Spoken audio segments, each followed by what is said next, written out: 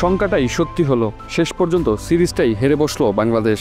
সংযুক্ত আরব আমিরাতের বিপক্ষে ৩ ম্যাচের টি-20 সিরিজে ২-১ ব্যবধানে পরাজিত হয়েছে সফরকারীরা।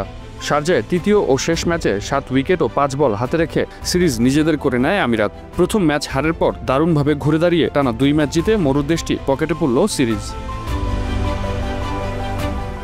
টানা তৃতীয় ম্যাচে টস হেরে ব্যাটিংয়ে নেমে শুরু থেকে নিয়মিত বিরতিতে উইকেট হারাতে থাকে সফরকারীরা।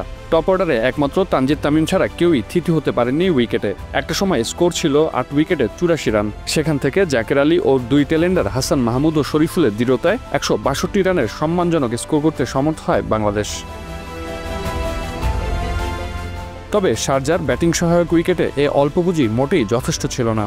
তার কিছুটা আভাস পাওয়া গিয়েছিল আগের ম্যাচেই, যেখানে টাইগারদের ২০৫ রানের লক্ষ্য তাড়া করতে নেমে নেল বাইটিং ম্যাচে আমিরাত ১ বল ও ২ উইকেট হাতে রেখেই তুলে নিয়েছিল জয়।